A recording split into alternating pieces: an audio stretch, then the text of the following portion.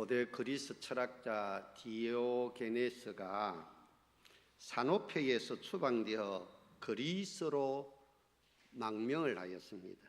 아테네에서 거지처럼 구걸하면서 살았습니다. 그런데 그가 어느 날 대낮에 등불을 들고 무엇을 열심히 찾고 있었습니다. 제자들이 물었습니다. 선생님, 무엇을 찾습니까? 그러니까 아테네에 사람은 참 많은데 쓸만한 사람이 없구나 하면서 쓸만한 사람을 찾는다라고 이야기를 하였습니다. 정말 요즘 시대의 상황과 세대들의 삶을 보면서 디오게네스의 마음을 자주 느낍니다. 담임 목회자는 쓸만한 부교육자를 찾기가 힘들어서 큰 교회 목사님도 저한테 부탁을 합니다. 좋은 부교육자 없습니까? 물어봅니다. 그리고 또 부교육자는 가고 싶은 교회나 존경하는 담임 목사가 없다고 말합니다. 성도들은 신실하고 경건한 목사님을 만나기가 힘들다고 말합니다. 목회자는 좋은 교회나 순종하고 헌신하는 교우들을 만나기가 힘들다고 합니다. 우리 교회 정윤건 목사님 계실 때에 제가 볼 때 박진수 장로님, 엄두열 장로님은 참 충성하셨습니다. 돌아가시고 나서도 그렇게 그분들에 대해서 존경하고 사랑하고 끝까지 충성하는 모습을 보여주었습니다. 지금 우리 세대가 은퇴하고 나면 한국교회 우리 교단만 해도 3,000명의 목회자가 부족하다고 합니다. 그래서 한국교회 지도자들이 자기 자녀들을 목회자로 가는 것을 꺼리고 하고 있습니다. 그리고 또 중요한 것은 요즘 아가씨들이 콧대가 높고 눈이 높아서 세상적인 가치관을 가지고 신랑을 찾습니다. 그래서 총각이 자기 집이 있느냐, 자기 차가 무엇이냐, 연봉이 얼마나 되느냐, 그런 것을 가지고 따지면서 결혼을 하니까 우리 연승이도 결혼하기가 상당히 어렵습니다. 그래서 사랑하는 우리 교우 여러분들, 왜 옛날에는 전도사가 굉장히 인기가 좋았는데 요즘은 인기가 없느냐? 세상 회사에 다니는 연봉의 절반밖에 안 되기 때문에 그렇습니다. 그런데 제가 아는 어느 목사님 교회는 그 목사님이 은퇴를 하시는데, 아직 은퇴한 건 아닌데, 그 재직회에서 사모님도 학교 선생님 하다가 교회에 헌신했으니까 사모님에게도 은퇴 자금을 주어야 된다 하면서 교사에 준하는 퇴직금을 주었다는 이야기를 들었습니다. 참 귀한 일이죠. 정말 영국 소설가 조지 모에스라는 분이 쓴 별을 선사해 준 사람들이란 책이 있습니다. 그 당시에 1930년대니까 35년부터 1943년까지 미국 공공사업국의 이동도서관 프로그램을 소개한 책입니다. 프랭클린 루즈벨트 대통령 때에 대공황이 왔습니다. 그럴 때 뉴딜 정책을 쓰는 일환으로 루즈벨트 대통령의 영부인 엘리너 여사가 이 사업을 주도하였습니다. 이 사업은 산간백지 어디든지 그 당시에 교통이 발달하지 않고 휴대폰이나 TV가 없던 시대에 책을 공급하는 것이었습니다. 그래서 그 소설에 나오는 이 북우먼 책 여인은 노새를 타고 각 가정을 방문해서 책을 빌려주는데 한 달 월급이 그 당시에 28달러. 그래서 이제 실업자도 구제하는 그런 놀라운 역사를 이루었습니다. 소설의 주인공 앨리스는 영국 여인으로서 보수적인 집안에서 탈출하여 미국 켄터키주의 탄광 사업자의 아들과 결혼했는데 결혼이 그렇게 행복하지를 못했습니다. 그렇지만 그는 이 비가 오나 눈이 오나 책 배달을 멈추지 않았습니다. 아이들과 어른들은 침대에서 기침을 하고 난로불 주위에 앉아서 엘리노 여사가 주는 그 책을 재미있게 읽었습니다. 그러면서 미래에 대한 희망을 가졌습니다. 그 이야기를 소개한 책이 좋은 이야기라는 책입니다. 제가 일본을 여러 번 가봤는데 일본은 지하철을 타거나 버스를 타면 그래도 책을 읽는 사람들이 상당히 많습니다. 그런데 한국은 물론 요즘은 휴대폰이 대세다 보니까 스마트폰, 휴대폰을 본다고 책을 읽는 사람이 극히 드뭅니다. 겨우 한두 사람. 이번 4월 23일이 책의 날입니다. 세계 책의 날인데 최근 문체부 조사에 따르면 성인 6명 중에 1년에 책 한 권을 읽지 않는다고 합니다. 한국 사람들은 시독시리도 책을 안 읽는데 그래도 우리 감천교회 교우들은 성경은 열심히 읽어서 감사드립니다. 이제 우리들도 좋은 책, 부족하면 도서관이 많이 있습니다. 우리 주위에. 그리고 제 서재에도 좋은 책이 많이 있습니다. 여러분들이 적어도 한 달에 한 권 정도는 책을 읽어서 좋은 사람 되는, 꼭 필요한 이 시대와 민족 앞에 서임받는 하나님의 사람들이 되시기를 주의 이름으로 축원합니다. 스바나 선지자는 자신을 히스기야 왕의 헌손이라고 소개합니다. 헌손이라는 말은 따라하시고 손자의 손장. 스바나는 신실한 히스기야의 왕통을 이어받은 유일한 선지자였습니다. 그래서 요시야 왕의 궁전에 자유롭게 출입했고 국내 사정은 물론 국제 사회에 대해서 넓은 식견을 가지고 있었습니다. 그래서 본서의 배경은 므낫세와 암몬의 사악한 통치가 끝나고 요시야 왕이 즉위를 했습니다. 근데 신기하게 요시야 왕이 빨리 죽습니다. 여러분들 러보 전투에서 애국가의 전투에서 그만 30대에 전사하고 많은 모습을 볼 수가 있습니다. 이스라엘 그러니까 남유다의 선한 왕이 다윗 임금, 히스기야 임금, 요시야 임금, 또 우리가 아는 여호사밧 임금, 이런 임금은 훌륭한 임금이었습니다. 선한 임금이었습니다. 물론 아사 임금도 있고 대중에는 좀 착하고 선하고 믿음으로 살다가 말년에 또 악한 그런 임금들도 없잖아 있었습니다. 그런데 대체적으로 보면 선하고 좋은 사람들이 빨리 죽는 경우가 많이 있습니다. 저는 그 옥하남 목사님을 굉장히 존경하는데 옥하남 목사님도 일흔이 되기 전에 돌아가셨습니다. 하영조 목사님도 일흔이 되기 전에 돌아가셨습니다. 요즘 시대에 평균 연령이 여자분들은 83세, 83세에서 86세 정도가 됩니다.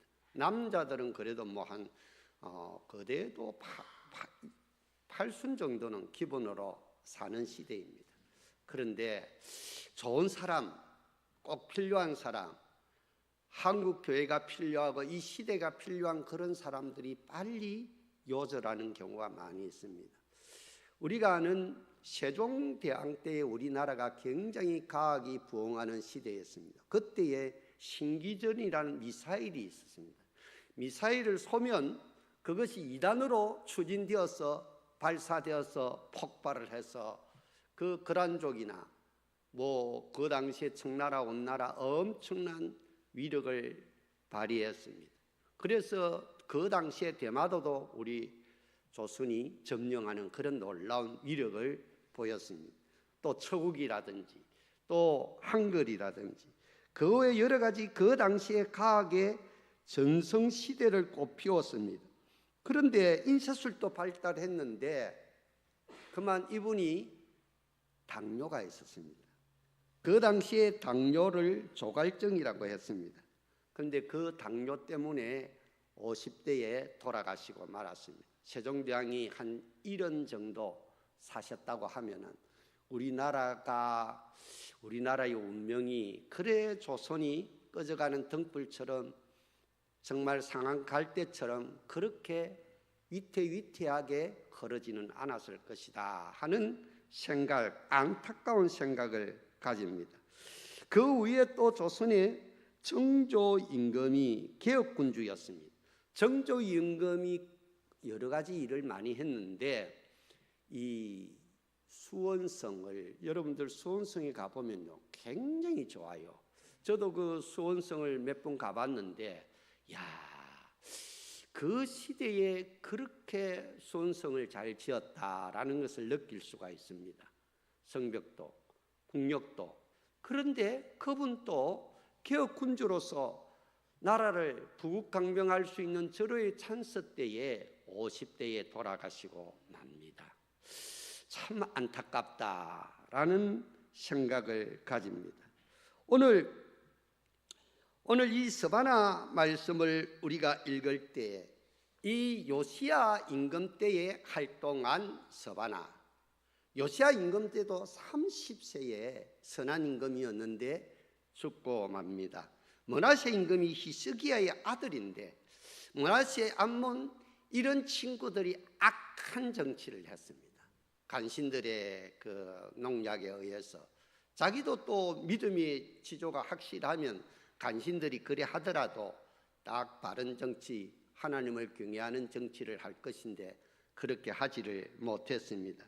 그래서 하나님께서는 이 스바나 선지자를 통해서 여호와의 날, 앞으로 심판이 있을 것에 대한 예언의 말씀을 하시고 있다라는 것입니다. 스바나의 이름의 뜻은 따라하십시다. 하나님이 숨기시다, 하나님이 지키신다, 하나님이 보호하신다. 12소 선지자 중에 한 사람인 이분은 정말 구시의 아들이고 훌륭한 왕족으로서 유다왕 요시야 시대에 에레미야, 나훔, 하박국과 함께 활동하였습니다. 그런데 이제 이사야 선지자나 그 당시에 또 미가 선지자 이후로 하나님의 말씀이 예언된 임재한 역사가 없었습니다. 그런데 이 스바나 선지자가 이 70년 만에 하나님의 예언의 말씀을 듣고 그 시대에 하나님의 말씀이 선포되는 그런 역사가 없을 때 여호와의 날에 대해서 강력하게 선포하시고 있습니다. 그래서 스바나서의 주제는 7번이나 여호와의 날에 대한 말씀을 하시고 있습니다. 1장 14절의 말씀에 보면 여호와의 큰 날이 가깝고도 빠르게 다가온다라고 이야기하고 있습니다. 여호와의 날은 양면성이 있습니다. 우리도 손바닥이 양면이 있고 동정도 양면이 있지 않습니까? 그렇듯이 한 면은 축복의 날입니다. 한 면은 멸망의 날입니다. 이스라엘 백성에게는 회복의 날이고 악인은 심판과 재앙의 날입니다. 아수르 바벨론에는 재난과 저주의 날이고 이스라엘 백성들에게는 해방과 자유의 날이었습니다. 할렐루야. 그래서 여호와를 믿는 백성들에게는 이 여호와의 날이 은혜의 날이고 회복의 날이요 축복의 날이요 모든 것이 자유를 얻는 해방의 날이 되는 줄로 믿으시기를 바랍니다.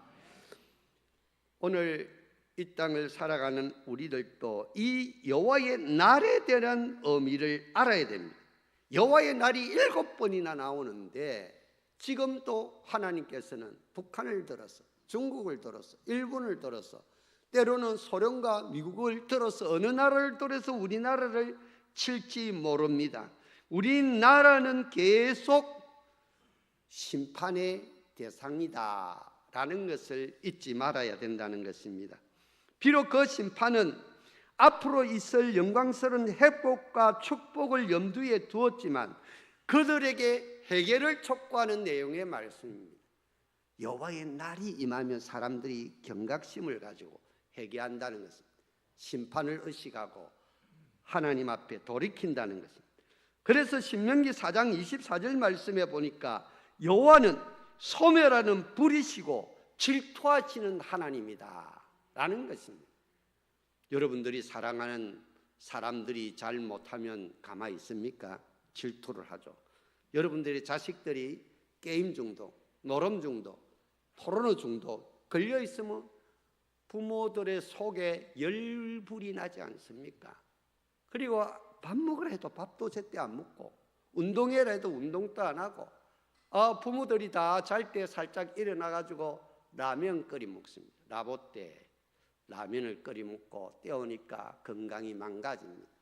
그때 정신을 차리고 회개하면 다행인데, 그 중독에서 벗어나지 못하는 사람들이 너무너무 많을 때 그 부모의 안타까운 심령이 오늘 스바나 선지자의 마음이었다라는 것입니다.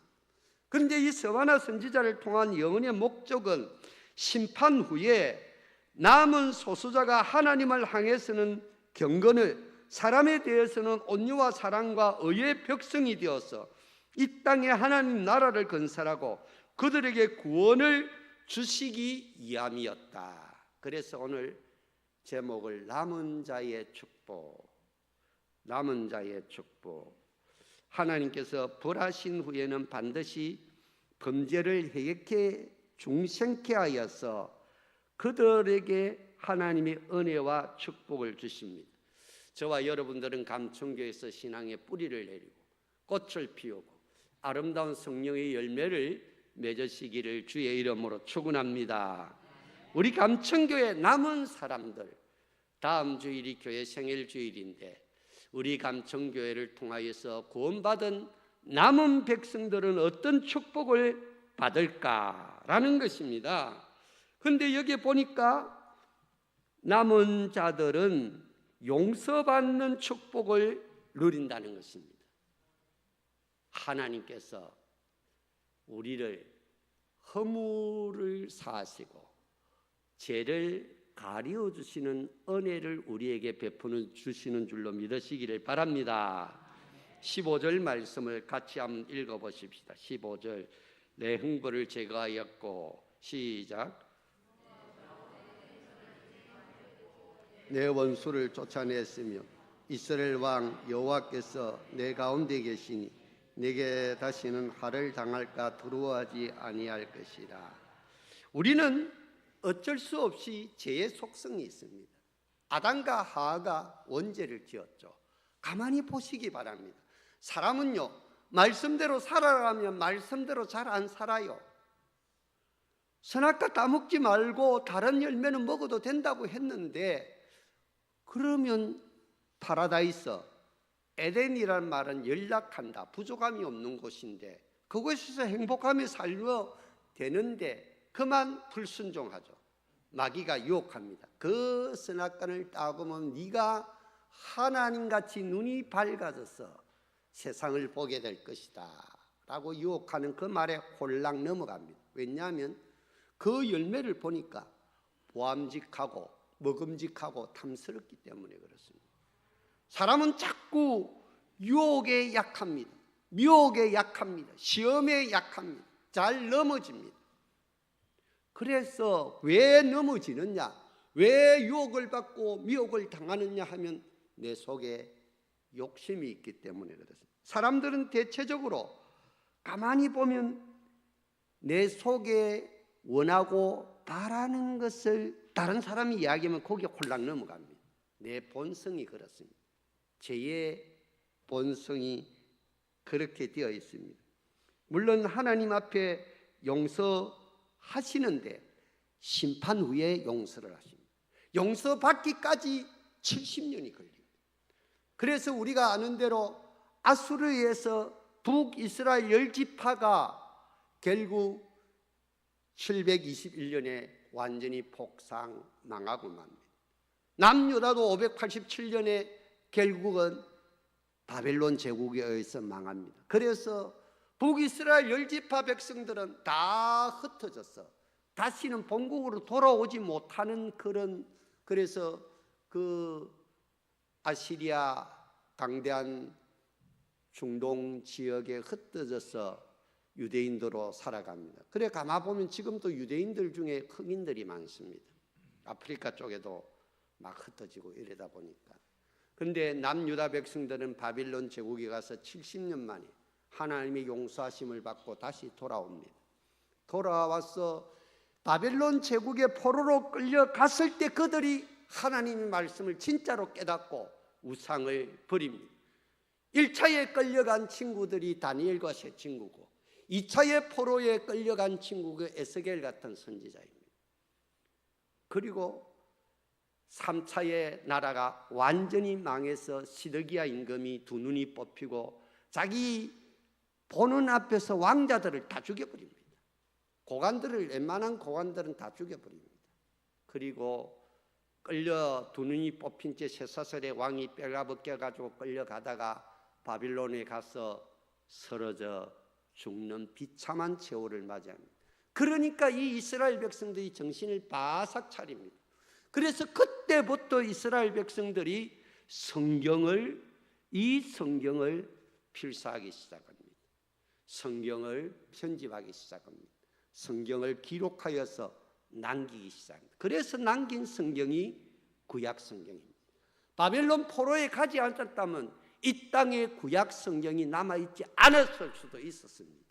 그러니까 우리들도 이 좋은 시절에 성경도 필사하고 이 위대한 하나님의 말씀을 하나님의 선하시고 기뻐하시고 온전한 뜻을 깨달아서 이것을 회개하는 마음으로 실행하는 일에 앞장서는 저와 여러분들 되시기를 주의 이름으로 축원합니다. 시편 30편 3절에 여호와여 주께서 죄악을 지켜보실진대 주여 누가 서리이까. 하나님이 우리 잘하는 것도 보고 계시지만 우리의 잘못하는 것, 속 좁은 것, 남을 미워하고 정의하고 우리는 하나님으로부터 용서받아 구원받았는데 우리는 남을 용서하지 못합니다. 이해하지 못합니다. 배려하지 못합니다. 이런 것도 하나님은 두고 보신다는 것입니다.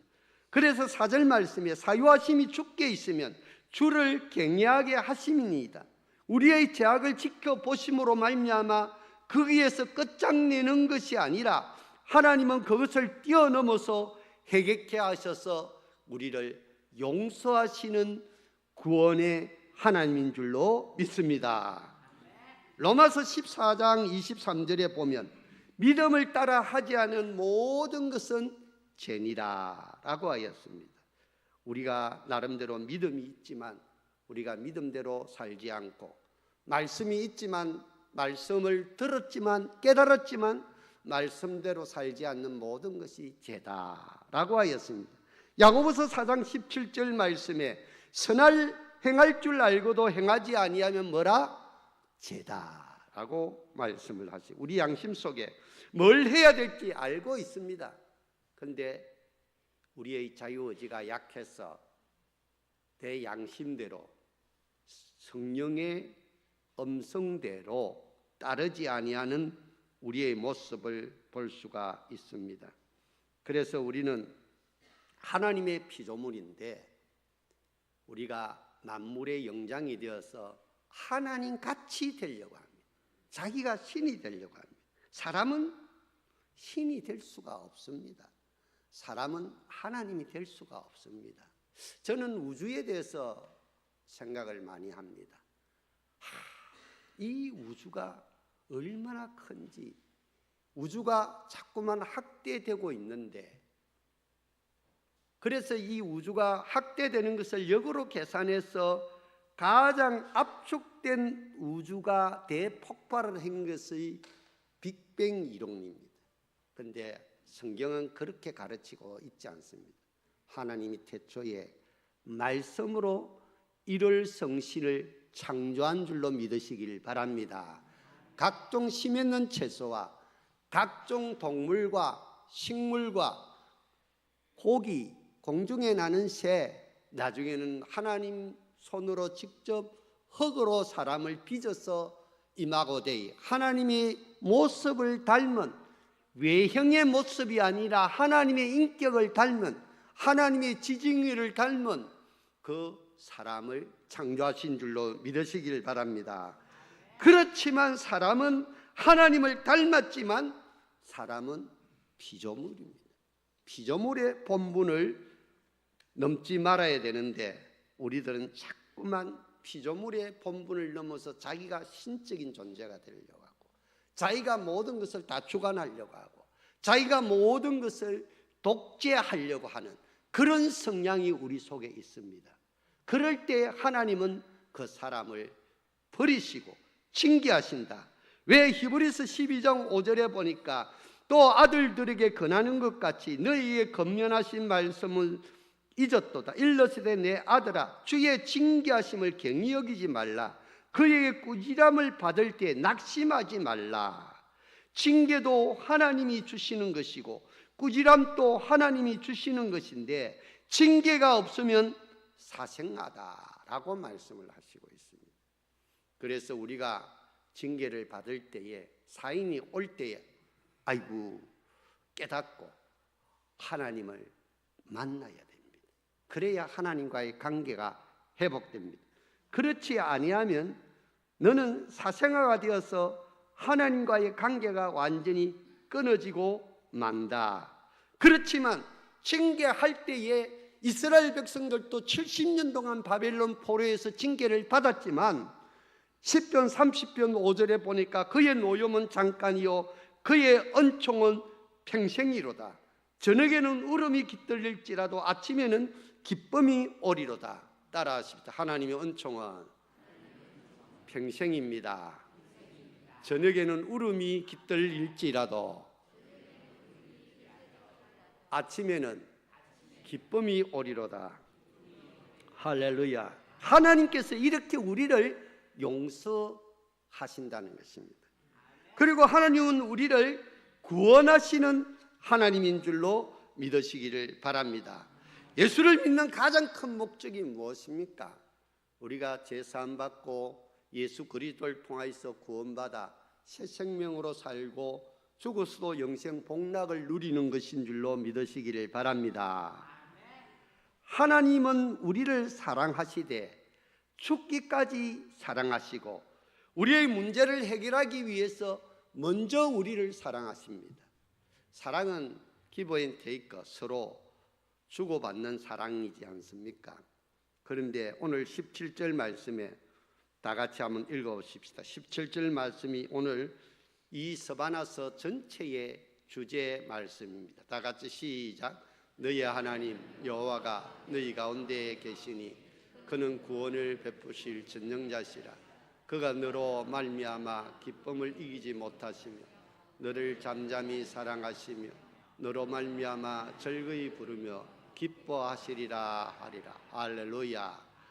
이 곡이 복음성이 있습니다. 너의 하나님 여호와가 너희 가운데 계시니 그는 구원을 베푸실 전능자시라.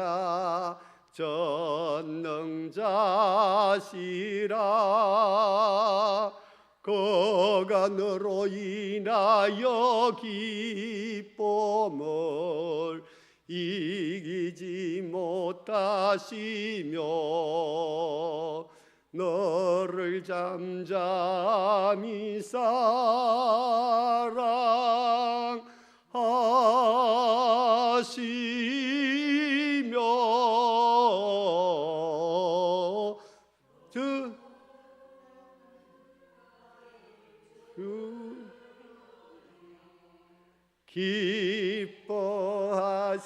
기뻐하시리라.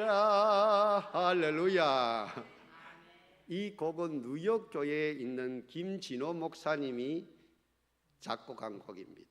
근데 이 서바나서 3장 17절 말씀 참 은혜스럽습니다. 제가 오늘 다 제대로 못 불렀지만 여러분들이 집에 가서 한번 불러보시고 가사를 기억해서 여러분들이 어렵고 힘들 때에 내 꼬라지가 왜 이러냐, 우울증이 오고 열등의식이 오고 문제가 있고 도저히 직장에 가도 원수가 있고 집안에도 보면은 전쟁터고 뭐 어디 가도 자기를 인정해 주기보다는 굉장히 이런저런 어려움을 당할 때에 내 체면이 완전히 망가지고 명성과 칭찬이 완전히 창피를 당할 때, 수욕을 당할 때 이 찬송을 부르시기를 주의 이름으로 축원합니다. 그러면 시편 24편 8절 말씀에 영광의 왕이 누구시냐? 강하고 능한 여호와시요 전쟁에 능한 여호와시로다. 하나님이 우리를 구원해 주셔서 우리와 함께 하심으로 말미암아 우리가 쪽팔리고 체면 구겨지고 완전히 파탄나서 죽음 직전에 있을 때 하나님께서 우리를 구원해 주셔서 전쟁에 능한 하나님이 우리를 통하여서 대적 불과 함께 싸워 주심으로 말미암아 우리가 승리의 역사를 이루는 줄로 믿으시기를 바랍니다. 아수르라는 큰 나라가 사내립 임금을 앞세워서 남유다를 침공했습니다. 이미 북이스라엘은 멸망을 당했습니다. 아수르에 의해서. 그런데 도저히 이길 힘이 없었습니다. 감당할 능력이 안 되었습니다. 그런데 히스기야 임금을 비롯해서 이스라엘 백성들은 하나님께 간절히 기도했습니다. 그 내용이 이사야 37장에 나와 있는 내용 아닙니까? 기도하니까 한 천사를 하나님께서 보내주셨습니다. 그때의 역대하 32장 7절 8절 말씀에 보니까 너희는 마음을 강하게 하며 담대히 하고 아수르 왕과 그를 따르는 온 무리로 말미암아 두려워하지 말며 놀라지 말라. 우리와 함께 하시는 이와 그가 함께하는 자보다 크다. 그와 함께하는 자는 육신의 팔이요 우리와 함께 하시는 우리의 하나님 여호와시라. 반드시 우리를 도우시고 우리를 대신하여 싸우시리라. 할렐루야. 그래서 히스기야 임금은 암심하고 그 예루살렘 성이 완전히 포위를 당했습니다. 불구하고 하나님이 우리와 함께 하심으로 우리는 이길 줄로 믿습니다. 할렐루야. 내가 싸우는 것이 아니라 하나님이 나와 함께 싸움으로 우리는 직장에서도 이기고 사업에서도 이기고 가정에서도 이기고 사회에서도 인간관계 속에서도 이기는 싸움을 하시는 줄로 믿습니다. 그래서 이 본문을 통하여서 따라하십니다. 해결사 되시는 하나님, 그 하나님을 믿으라는 것입니다. 하나님은 우리의 인생의 모든 문제를 해결해 주시는 그 하나님을 믿을 때 우리의 인생의 문제를 해결해 주시는 하나님, 그리고 하나님의 사랑은 멈추지 아니한다는 것입니다. 푸른 초장 맑은 시냇물가로 우리를 인도하시는 줄로 믿습니다. 하나님이 너희는 잠잠하라 조용히 사랑한다는 말도 되지만 따라하십니다. 스스로 만족할 때까지 그 사랑을 멈추지 아니하십니다. 하나님의 사랑은 완성될 때까지 멈추지 아니하시는 사랑인 줄로 믿으시기를 바랍니다. 하나님을 우리는 끝까지 사랑한다는, 우리는 사랑하다가 마음에 안 들면 에이 때려쳐 아프라 이래하지만 하나님의 사랑은 한 번 택한 선민들 사랑하시되 끝까지 사랑한다는 것입니다. 완성될 때까지 예수 그리스도께서 십자가에 달려 돌아가실 때 마지막 유언이 뭡니까? 다 이루었다. 하나님의 공의를 다 이루고 하나님의 사랑을 다 이루어 인류를 구원하였다. 할렐루야.